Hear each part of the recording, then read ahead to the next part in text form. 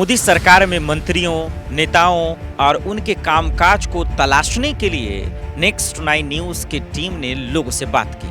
फिर जो हमें हाथ लगा, जो हमें मिला, हम सबको चौंका दिया। वित्त मंत्री बन जाओ। हसन मुशर्रफ 40,000 किसानों से 10-10 हज़ार रुपया ठगने का आरोप था। छगन भुजबल महाराष्ट्र घोटाले में आरोप था। नारायण राणे जब आ जाओ खत्म। आज ये दूसरा बात, भाजपा जो कहती है परिवारवाद।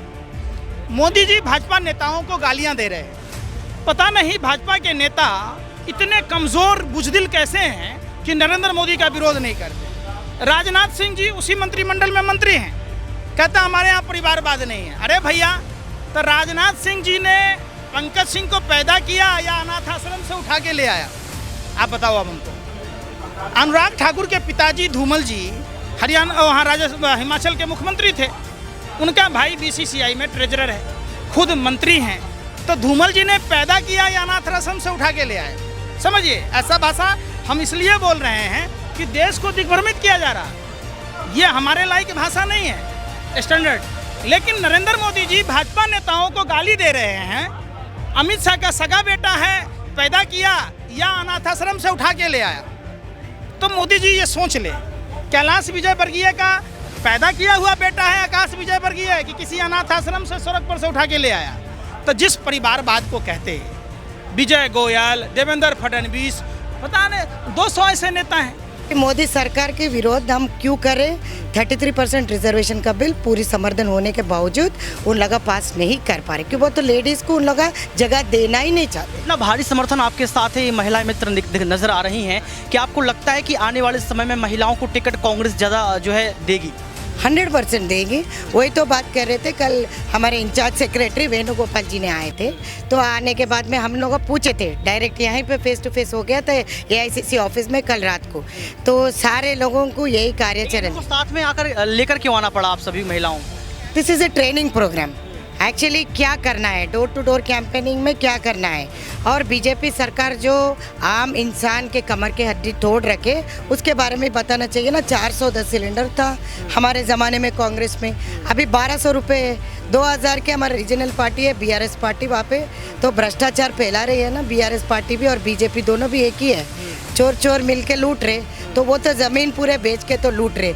तो इसके वजह से हम लोग का सब कुछ ना एक कार्यचरण बना लिए कि डोर टू डोर कैंपेनिंग में हर एक महिला हर एक घर जाएगी हमारे ऑब्जर्वर्स के साथ में, जो यहाँ से आए 17 पार्लियामेंट ऑब्जर्वर्स, उन लोगों के साथ में हमारे ब्लॉक, मंडल और स्टेट ऑफिस बेरर्स सारे लोग जाके ना हम उनको बता देंगे कि कांग्रेस से क्या फ़ायदा उठाए।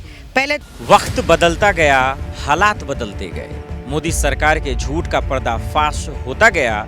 मोदी जी लड़खड़ाते रहे, मंत्री जलील होते रहे, जिम्मेदारियों से नेता भागते रहे, लेकिन विपक्ष सवाल पूछता रहा, लाल आंख दिखाता रहा और मोदी जी को सोचने समझने पर मजबूर करता रहा। मेरे प्यारे प्रिय परिवारजनों, तुम मेरे ब्यूरोक्रेसी के लोग, मेरे लाखों हाथ पैर, हमने दुनिया के सामने इंटरनेशनल सोलर अलायंस बनाया। 2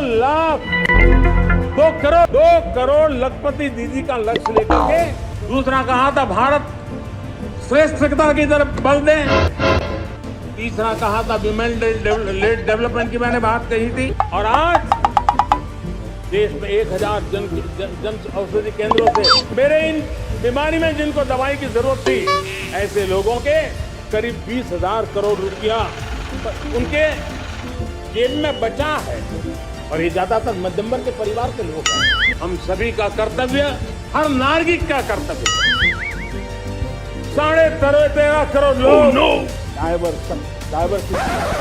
हमें ये खवाना नहीं। आज हजारों टिंकरिंग लैब, भारत का सबसे बड़ा सामर्थ्य बना है विश्वास।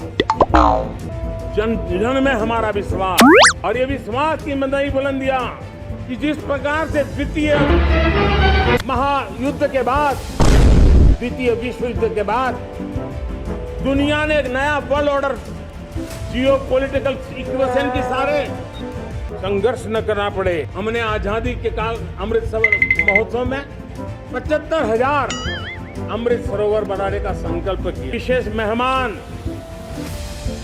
ये जो पहले गांव है, सीमावर्ती गांव है, उसके 600 प्रधान आज इस लाल किले की प्राचीर के इस महत्वपूर्ण कार्यक्रम का हिस्सा बनने के लिए आए। वापस लो, वापस लो, बंद करो, बंद करो, बंद करो, बंद करो, बंद करो, बंद करो, जिंदाबाद, जिंदाबाद, जिंदाबाद, जिंदाबाद, जिंदाबाद, जिंदाबाद, जिंदाबाद, बंद करो, बंद करो, बंद करो, बंद करो।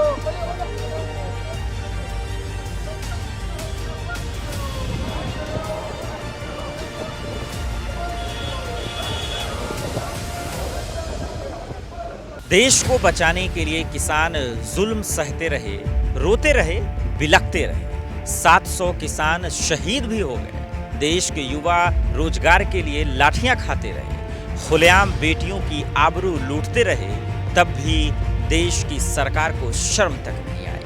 मोदी जी अपना सियासी तमाशा दिखाते रहे और करते रहे।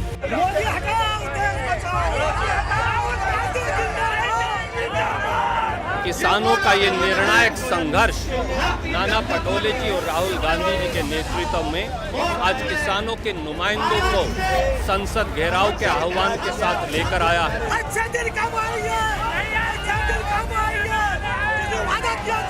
किसान गुस्से से उबले हुए हैं और वो इस सरकार को उखाड़ फेंकना चाहते हैं और ये किसान अब तभी रुकेगा, ये कारवां तभी रुकेगा जब नरेंद्र मोदी की किसान विरोधी सरकार को ये 2019 में सत्ता से उखाड़ देंगे। मोदी हटाओ, नरेंद्र मोदी, नरेंद्र मोदी, नरेंद्र मोदी, श्री राहुल गांधी, राहुल गांधी। सूरज जी जरा जोर से हंस लीजिए।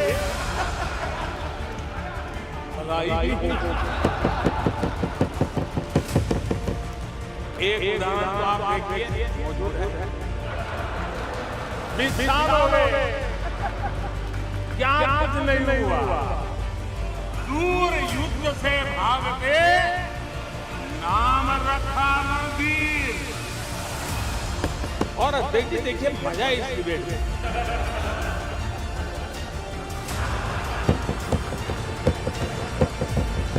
आज देश का जो मंगल हो रहा है और पर नया पासपोर्ट लगा देंगे। आप जश्न मना रहे थे, खंडहर पर नया पासपोर्ट लगा देंगे। लगभग 9 सालों के बाद मोदी सरकार के गुरूर, घमंड, अहंकार, ईडी, सीबीआई और तानाशाही से लड़ने और लोकतंत्र संविधान को बचाने के लिए एक आवाज उठी, जिसका नाम पड़ा India, India, India. Rahul Gandhi, Rahul Gandhi, जोड़ो जोड़ो भारत जोड़ो, जोड़ो जोड़ो राहुल गांधी, तुम संघर्ष करो।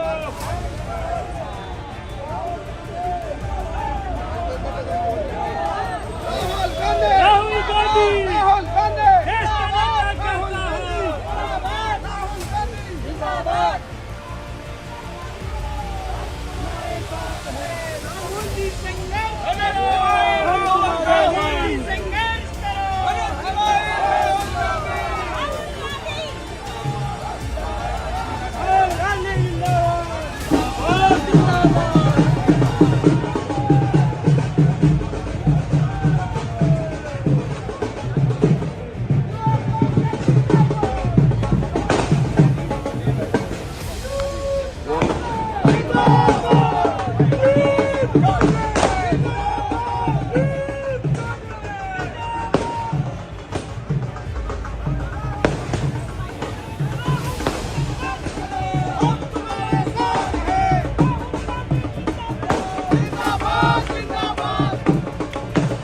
जरूरी है देश के लिए, देश को बचाना है, डेमोक्रेसी को।